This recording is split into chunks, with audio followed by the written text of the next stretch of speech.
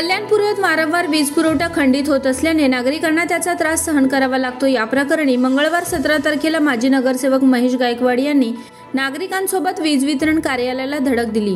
यावेळी महावितरणचे कार्यकारी अभियंता चंद्रमणी मिश्रा यांना कंदील भेट देण्यात आला। येत्या 15 दिवसात समस्या सुटली नाही तर उग्र आंदोलन करण्याचा इशारा यावेळी माजी नगरसेवक महेश गायकवाड यांनी दिला। मध्ये गेल्या 6 महिन्यापासून सातत्याने वीज पुरवठा खंडित केला जातो। 4 तास, 3 तास, 2 तास, त्यामुळे विद्यार्थी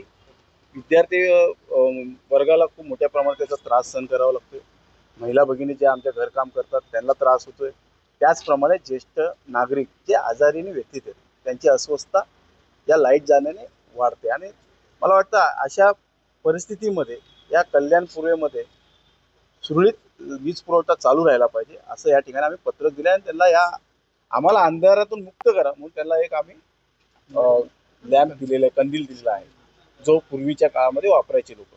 माझा आरोप आहे की गेल्या 6 महिन्यापासून 1 वर्षापासून आमच्या कल्याण पूर्वेला जो भार निर्माण झाला आहे खंडित करण्याचा वीज पुरवठा हा इतर शहरांना त्याचा फायदेशीर देण्यासाठी ही परिस्थिती आमच्या कल्याण पूर्वे उद्भवलेली आहे। त्याचप्रमाणे अंबरनाथला ज्या पद्धतीने मोनोपॉल उभारलेले जे कल्याण पूर्वेला जे टावर आहेत 4 खांबांचे पोल आहेत ते हटवून तिथे मोनोपोल जर आपण उभारले तर मला वाटतं ट्रॅफिकची समस्या कमी होऊन जाईल। जसं कोळशीवाडीमध्ये मंगळराव नगरच्या समोर एक पोल आहे, आनंदवाडीमध्ये आहे, त्याचप्रमाणे खडेगोल्लेमध्ये अशा अनेक ठिकाणी जे पोल आहेत तिथे मोनोपोल उभारण्यात यावे जेणेकरून ट्रॅफिकची समस्या नष्ट होईल। गिफ्ट दिलेलं आहे जेणेकरून त्यांनी कल्याण पूर्वेमध्ये सुरळीत जर आता त्यांनी वीज पुरवठा दिला नाही तर मोठ्या प्रमाणात मोर्चा येईल आणि ॲग्रेसिव्ह मोर्चा असेल आणि कुठल्याही प्रकारचा अनुचित प्रकार घडला तर ह्याला या MSEB अधिकारी जबाबदार असतील असं त्यांना ठामपणे सांगितलेलं आहे। कल्याण पूर्वमध्ये गेल्या अनेक दिवसापासून म्हणजे गेल्या 1 वर्ष 6 महिन्यापासून कायमस्वरूपी विद्युत खंडित होत असते। कारण जर या अधिकाऱ्यांना आपण कारण विचारायला गेलो तर प्रत्येक वेळेला उडवाउडवीची उत्तर देत असतात। तर कल्याण पूर्वेचा विद्यार्थी जो चांगलं शिक्षण घेत आहे त्याला खूप अडचण येत आहे, ज्येष्ठ नागरिकांना अडचण येत आहे, त्यातून व्यापाऱ्यांना अडचण येत आहे। परंतु ही व्यथा गेल्या अनेक दिवसापासून महेश गायकवाड यांच्या माध्यमातून आम्ही MSEB कडे मांडत आहे कल्याण पूर्वमध्ये, परंतु त्याच्यावर कुठलाही व्यवस्थित ॲक्शन घेतली जात नाही। म्हणून आज आम्ही या ठिकाणी येऊन त्यांना एक निवेदन दिलेलं आहे आणि जो जुन्या काळात आपण कंदिलावरती अभ्यास करायचो ती परिस्थिती आज कल्याण पूर्वेवरती आलेली आहे। ह्या अंधाराकडून उजेडाकडे जर येत्या 15-20 दिवसामध्ये यांनी जर प्रॉब्लेम सॉल्व्ह नाही केला तर मोठं उग्र आंदोलन करेल आणि कल्याण पूर्वेच्या विद्यार्थ्यांसाठी हा विषय घेणं अत्यंत गरजेचं होतं।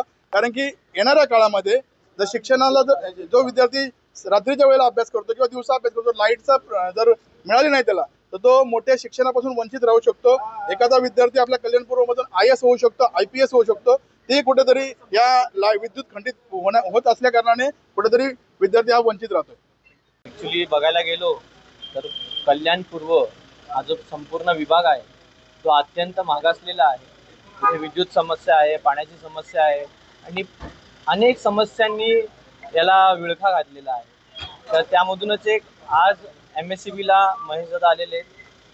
मागच्या अनेक वर्षांपासून आपण बघतोय की इथली जी विजेची समस्या आहे ती फार म्हणजे त्याची तीव्रता वाढत चाललेली आहे। जो वर्क फ्रॉम होम करणारे आहे, स्टुडंट्स आहे, बऱ्याच ठिकाणी महिला आहेत आणि ज्येष्ठ नागरिक आहेत, आजारी पेशंट असतात। बऱ्याच ठिकाणी 10-10 तास, 12-12 तास, 6-6 तास न सांगता ही लाईट जात असते। त्याच्यामुळे जो त्रास लोकांना होतो, जी वेदना होतात त्याची जाणीव आम्हाला आहे।